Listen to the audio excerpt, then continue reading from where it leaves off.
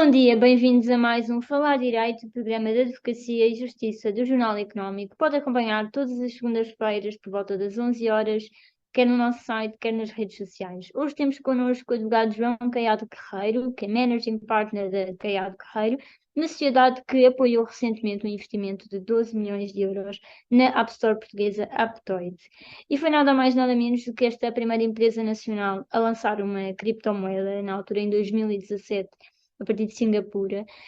Partimos deste negócio que foi, no fundo, feito pela Digital Turbine, para falar de fusões e aquisições no setor tecnológico e também a evolução da economia num contexto mais macro. Muito obrigada, Dr. João, por estar aqui connosco, e eu queria começar exatamente por esta questão de M&A no setor tecnológico. Em Portugal tem-se perpetuado muita ideia de que os investidores portugueses não conseguem, no fundo, ser competitivos com rondas altas, ficam só pelas pré-seed ou seed. Concorda com esta ideia e o que é que se deve também a esta tendência? Eu acho que os investidores portugueses são competitivos, mas queria antes de mais agradecer o seu convite, muito amável para estar aqui na televisão do Jornal Económico, e dizer que são competitivos. Agora, nós sabemos que Portugal é um país com problemas de falta de capital. Temos um país com uma dívida pública muito grande, temos muitos grupos endividados, enquanto que lá fora, particularmente nos Estados Unidos, e é preciso dizer que mesmo a União Europeia tem dificuldade em competir com os Estados Unidos em termos destas rondas de capital e da profundidade dos mercados americanos, que têm por detrás a maior economia do mundo. E, portanto, é mais fácil levantar dinheiro nos Estados Unidos do que é levantar em Portugal e até na Europa. E isso leva a que estas empresas americanas, ou que os fundos americanos, tenham uma capacidade de investimento se calhar maior mesmo dentro da Europa que os próprios fundos europeus. Portanto, Portugal nisso não é uma exceção. O que é ótimo é que haja investimento americano e europeu e internacional em Portugal, porque esse investimento, como este da Digital Turbine e muitos outros, é investimento que traz, além de capital, traz desenvolvimento também, traz tecnologia, traz ideias, e portanto é um investimento que é muito positivo para as empresas portuguesas. As próprias empresas estarão possivelmente bastante mais interessadas em receber investimento do investidor americano do que muitas vezes nestas rondas de financiamento mais avançadas, que não são normalmente a primeira. A primeira costuma ser os famosos família e amigos, não é? Uhum. Family and Friends. Na segunda, já vai buscar alguns investidores que são muitas vezes Primeiro capitais próprios, depois até alguns business angels. alguns business angels, exatamente, capitais próprios, business angels, e depois nas terceiras e quartas rondas, quando as empresas já demonstraram alguma coisa, uh, e diga-se que a Aptoide já demonstrou muita coisa para ir buscar este tipo de investidor e este tipo de quantias, começam a vir os investidores americanos que não trazem só dinheiro, trazem também know-how de relacionamento com os mercados, know-how de como fazer uma oferta pública de dispersão de capital, o famoso IPO, Initial Public Offering, e tudo isso, não é? Portanto, eu até acho bom que Portugal esteja a aprofundar, e nos últimos tempos tem aprofundado muito essa relação transatlântica, até por causa das autorizações de residência que têm sido dadas, é que essa relação transatlântica possa ser aprofundada com os Estados Unidos. Nós sabemos, por exemplo, e passo-lhe já a palavra, como um dos grandes razões do grande sucesso de Israel nas tecnologias. Israel aparentemente está a criar um unicórnio por mês, é precisamente o facto de ter o capital americano e depois a possibilidade de expandir rapidamente para o mercado americano, que é o maior do mundo. No fundo, ou seja, uma rampa de lançamento, quer para um mercado como os Estados Unidos, né, a maior economia do mundo, quer também para Wall Street. É isso que podemos Exatamente. estar aqui neste caso a assistir.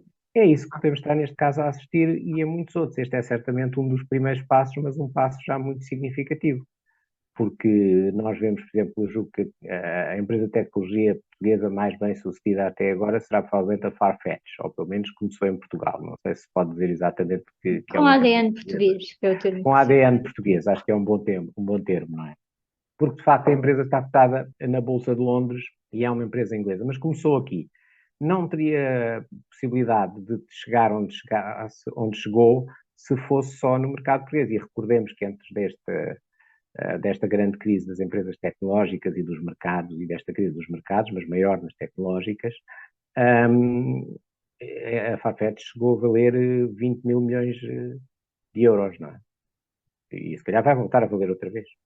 E neste caso, neste setor tecnológico, temos assistido a diversos movimentos também nos últimos anos, nomeadamente a grande demissão, né, em 2020, 2021, entretanto o quiet quitting, tendo em conta o feedback dos seus clientes nesta área, este fenómeno também acontece em Portugal e que opinião tem sobre os mesmos? Eu acho que a melhor análise que vi deste movimento, quer da Great Resignation, a grande demissão, quer do quiet quitting, que podemos dizer fazer cera no trabalho, acho que é uma boa expressão portuguesa e divertida para o quiet quitting, tem por detrás o choque do Covid. O choque do Covid e o choque do teletrabalho.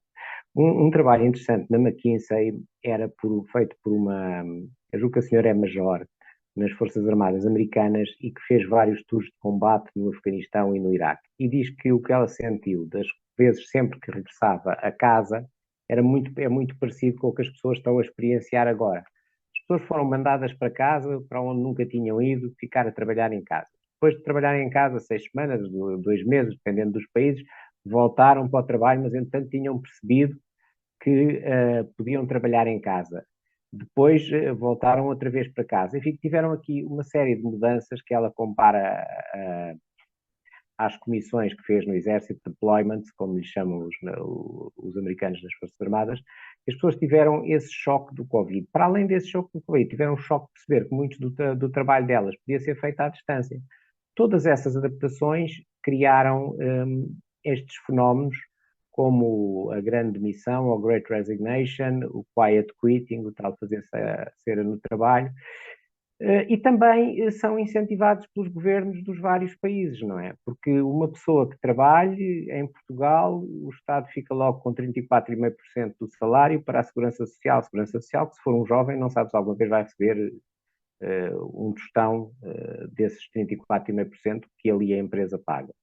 Em cima disso, tem mais de 20% de imposto, quando não 30% ou mais. E, portanto, as pessoas sentem-se desencorajadas, muitas deixam mesmo de trabalhar. Ao mesmo tempo, se não trabalhar, recebe subsídios. Portanto, há também aqui, se calhar, uma reapreciação que as pessoas fizeram das condições que os políticos em geral lhes oferecem na Europa e nos Estados Unidos e que levou muita gente a deixar a força de trabalho. Acha que é possível algum dia haver ou há quiet quitting nas sociedades de advogados? Eu acho que é perfeitamente possível. As sociedades de dados são consideradas organizações onde se trabalha muitas horas, que há uma relação direta entre o que as pessoas ganham e as horas que trabalham, não é? E, portanto, é perfeitamente possível que venha a haver o quiet quitting em sociedades de dados, ou que já existe até. Nós o que temos tentado fazer na CAEA de Guerreiro é ter um regime que permita às pessoas fazerem aquilo que encontrarem um equilíbrio como eles consideram que o equilíbrio deve ser feito. Portanto, temos um regime de teletrabalho ou de trabalho geral para todos híbrido, e temos a possibilidade de alguém vir falar connosco e dizer eu quero trabalhar menos um dia por semana, ou menos horas, e isso pode ser adaptado. É evidente que a grande questão que põe este debate que se faz muitas vezes da semana dos 4 dias, ou de trabalhar menos, a grande questão é se conseguimos aumentar a produção o suficiente para podermos realmente trabalhar mesmo mais, trabalhar menos e ganhar o mesmo. Essa é sempre a questão, e isso é que já parece mais difícil de alcançar. Vamos agora aproveitar este tempo para um curto intervalo. Retomamos já de seguida a discussão sobre tecnologia e economia.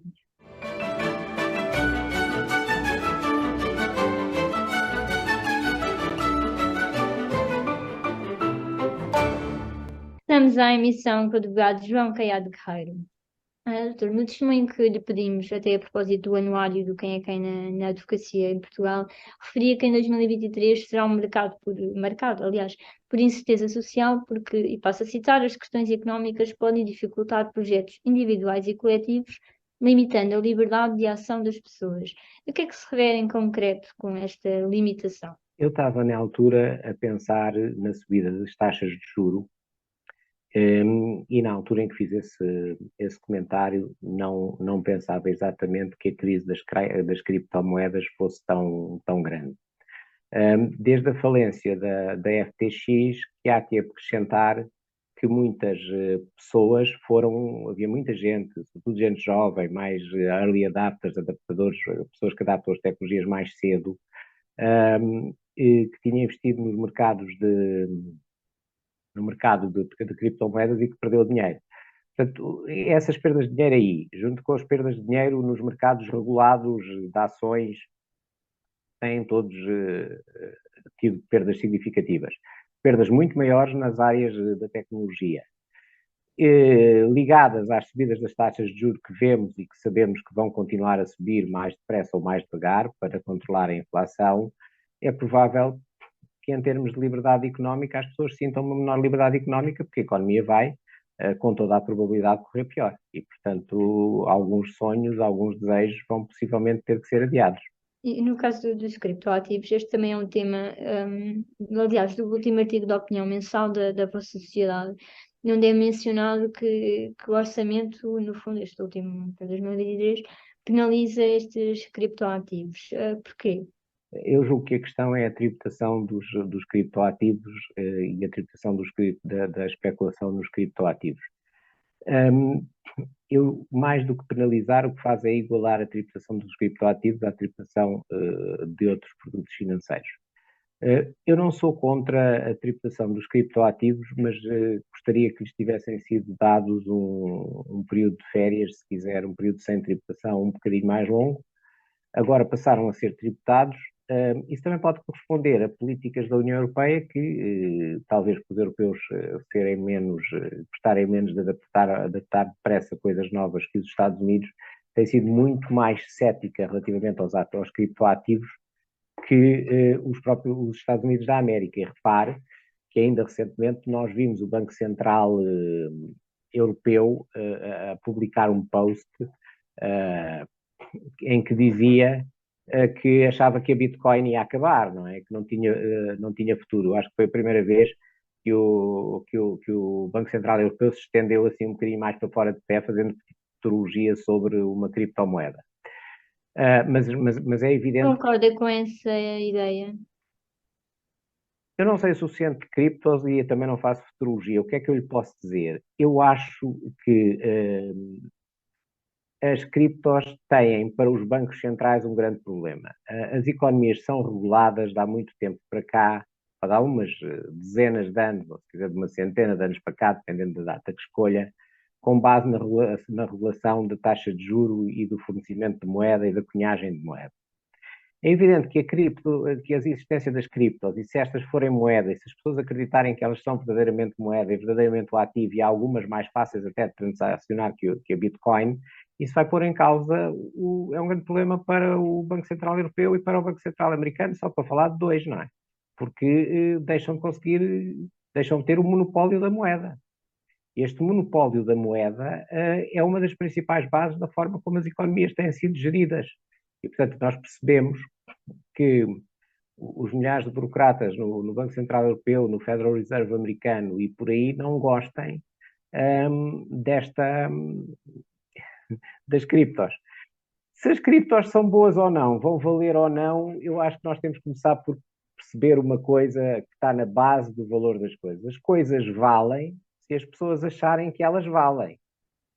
O euro vale porque, não, sabe, 450 milhões de pessoas na União Europeia e mais fora da União acreditam que o euro vale. É a mesma razão porque o ouro vale, ou a prata vale, não é por terem um aproveitamento assim extraordinário.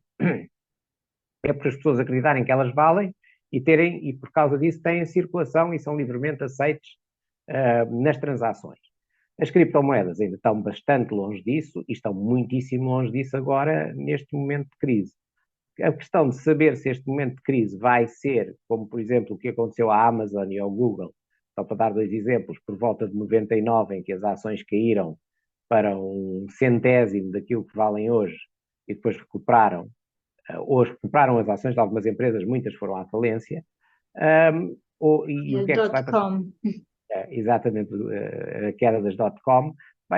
muito difícil prever o que é que vai acontecer às cripto. Eu admito que algumas sobrevivam, porque há muita vontade de muitas pessoas de se libertarem da tirania dos bancos centrais. Até porque os bancos centrais, nos últimos anos, dada a falta de coragem dos políticos em geral para fazer as reestruturações económicas que os próprios bancos centrais pensam e acreditam que são necessárias, acabaram por emitir muita moeda, criando inflação e desvalorizando a própria moeda. Eu julgo que por trás disso também está uma parte do sucesso das criptos.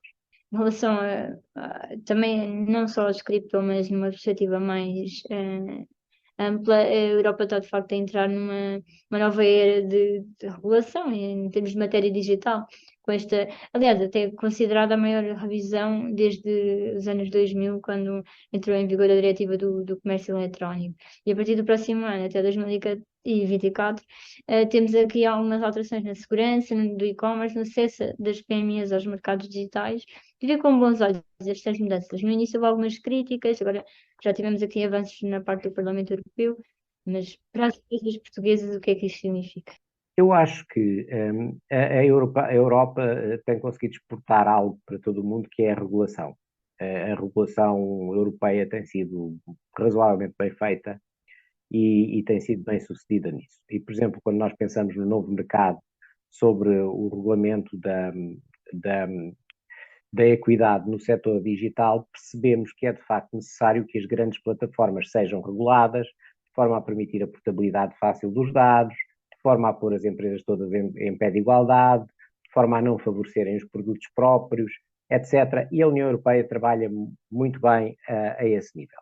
E também na área daquilo que se chama as reformas MiCA, portanto, Markets in Crypto Actives, mercados de criptoativos, também acho que foi um passo importante, embora agora se calhar vai ser preciso adaptar a circunstâncias novas, e já houve no Parlamento Europeu nos últimos dias pessoas a dizer, parlamentares a dizerem que a regulação não é o suficiente, e outros dizem que é demais. Há opiniões para tudo. Há um problema muito grande por trás desta regulação e que tem a ver com a velocidade rapidíssima do progresso tecnológico, bem evidente na proposta de regulamento para regulamentar a inteligência artificial. Aqui, há 30 ou 40 anos, quando se fazia uma lei, havia tempo para ver como é que as coisas funcionavam na prática e depois fazia-se a lei, uns anos depois, e normalmente a lei saía bem feita. Hoje, o progresso tecnológico é diário, é tremendo, é rapidíssimo. E essa rapidez cria grandes problemas ao regulador, que vê estes fenómenos de certas aplicações, penso no TikTok, que há 3 anos ninguém sabia o que é que era e hoje tem centenas de milhões de utilizadores, e noutras redes sociais que tiveram um desenvolvimento exponencial, ou outros mercados digitais que tiveram um desenvolvimento exponencial. É muito difícil regular bem quando as coisas vão tão rapidamente, e esse é o grande desafio da União Europeia. Eu acho que tem feito um bom trabalho, mas é sempre difícil vaticinar se acertou ou não, porque é muito difícil saber o que é que vai acontecer. Penso na inteligência artificial, nem sabemos exatamente do que é que estamos a falar. Todos os anos os computadores progridem imenso. Hoje há um que já faz poemas e escreve, é um chatbot que se pode encontrar na internet com facilidade e que foi posto há uns dias. Escreve poemas, faz obras de arte, ou pelo menos pinturas, etc. Quer dizer, onde é que isto vai parar? É muito difícil. E onde é que tem que parar? E como é que se regula e se faz parar? É muito difícil responder a essas questões. Não é? Portanto, não é fácil o trabalho da Comissão. E dificilmente será nos próximos anos. Vamos fazer agora uma última, aliás, pausa de breves segundos. Continua desse lado.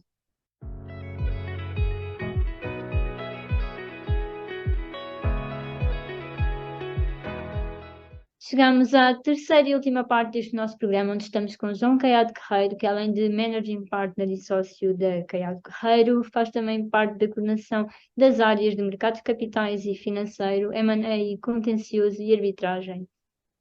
Doutor, antes de irmos para uma perspectiva mais institucional da Caiado Guerreiro, queria retomar um pouco o que estávamos a falar para perguntar se é a favor de algum veto ao acesso a meios de prova digital.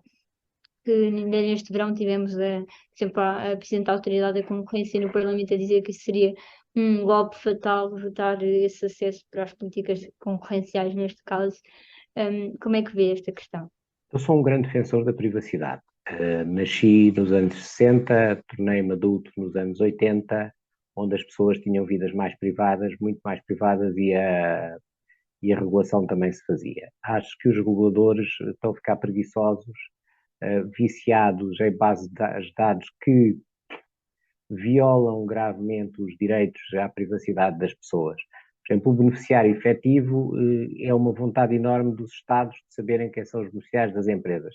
Não se percebe bem, ou até de inventarem trabalho, não se percebe bem a vantagem para essas grandes burocracias na violação constante da privacidade das pessoas, violação constante da privacidade das pessoas que também é feita pelas grandes empresas, não é? Hoje em dia, estas empresas enormes, não querendo ser injusto, Googles, Microsofts e Apples, só para falar nestas três, Amazons e outras, sabem onde nós estamos, o que fazemos, o que compramos, etc. E isso causa problemas grandes a nível de privacidade das pessoas e causa problemas grandes às pessoas.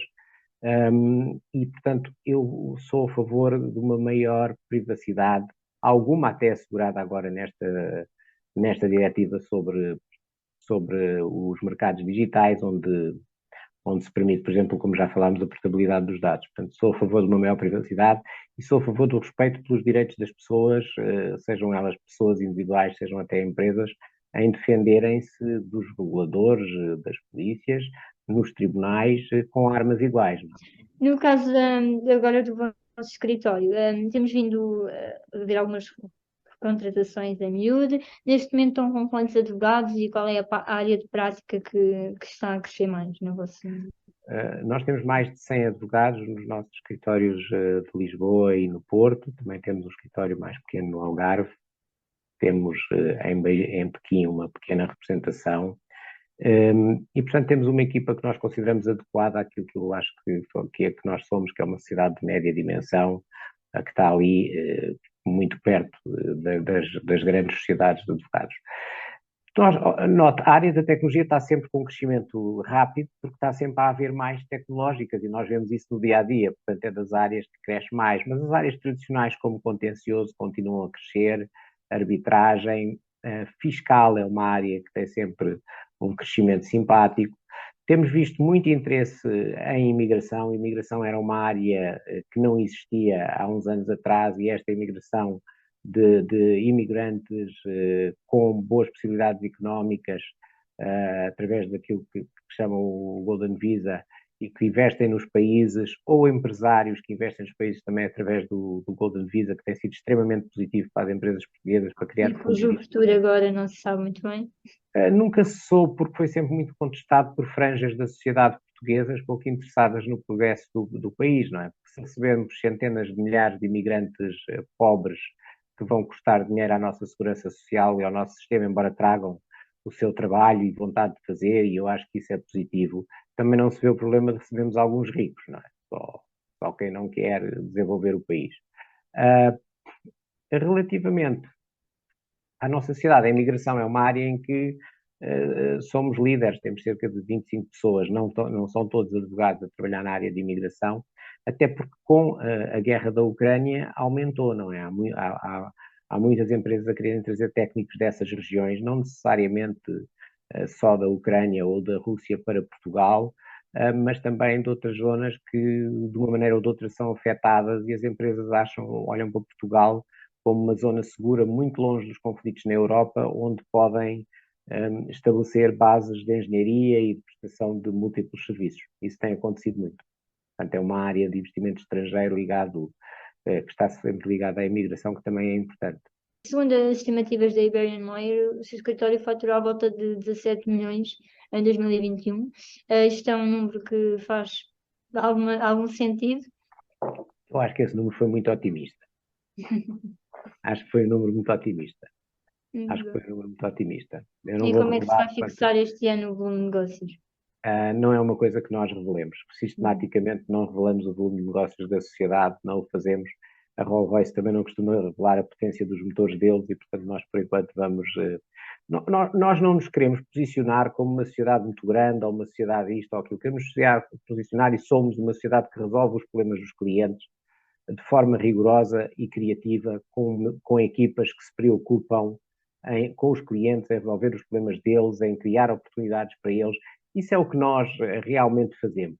Aí a dimensão tem alguma importância, se calhar precisa ter um mínimo de 30 advogados ou 35 advogados, mas depois, a partir daí, o que interessa é se essas equipas funcionam, se conseguem trabalhar com os clientes, têm as valências que os clientes procuram e a capacidade para as desenvolver. Porque, e a nossa conversa começou por aí, pela Aptoide e pela Digital Turbine, e por Portugal, quer dizer, as maiores sociedades de advogados portuguesas e espanholas não passariam de pequenas sociedades regionais nos Estados Unidos, quer dizer, eu conheço em Houston ou em Atlanta, para dar 2 exemplos, sociedades perfeitamente locais, que têm mais de 1000 advogados e faturações de mais de 1000 milhões de dólares.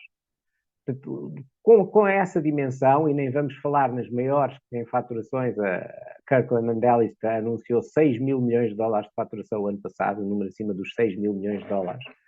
São números tão grandes que não vale a pena pensar. O que nós temos que ser é dinâmicos, criativos, trabalhar duro para resolver os problemas e as questões dos nossos clientes, antecipar os problemas e falar-lhes deles antes, apresentar-lhes oportunidades, e isso nós somos, como são outros maiores do que nós e outros mais pequenos. Não acho que o negócio seja assim tão importante. E as sociedades multidisciplinares que tudo indica que é agora em 2023 assustam-no? Não me assustam muito. Nós trabalhamos em forte parceria com a FinPartner, que é uma sociedade de contabilidade e gestão, onde alguns dos sócios da Caiado Guerreiro são acionistas, e, portanto, é uma solução que apresentamos aos clientes. Não é nada que nos preocupe muito ou que nos assuste. Acho que a multidisciplinaridade pode ser uma vantagem e também pode ser uma desvantagem. Agora, a verdade é que ela existe, não é? Talvez não devesse existir, se calhar na pureza dos princípios não deve existir, não devia existir. As sociedades de auditoria, se calhar só deviam fazer auditoria, não oferecer outros serviços, mas oferecem, como nós sabemos. E, portanto, se a multidisciplinaridade já existe de facto no mercado português há muitos anos, não vejo grande problema em que ela exista de direito. E no caso das fusões, que também temos assistido e continuado a assistir, mais recentemente até com a Serra Lopes, admito que seja algo que a Caiado Guerreiro faça, seja integrar ou fazer parte de um projeto maior? Nós, enquanto conseguimos ter um crescimento interessante, atrair bons alunos das nossas faculdades de Direito e continuar a desenvolver o escritório, não vemos necessidade de fusões. O que não quer dizer que em qualquer altura somos flexíveis, não olhemos para o assunto mais a sério, mas neste momento não é nada que esteja na mesa. Não estamos a pensar nisso.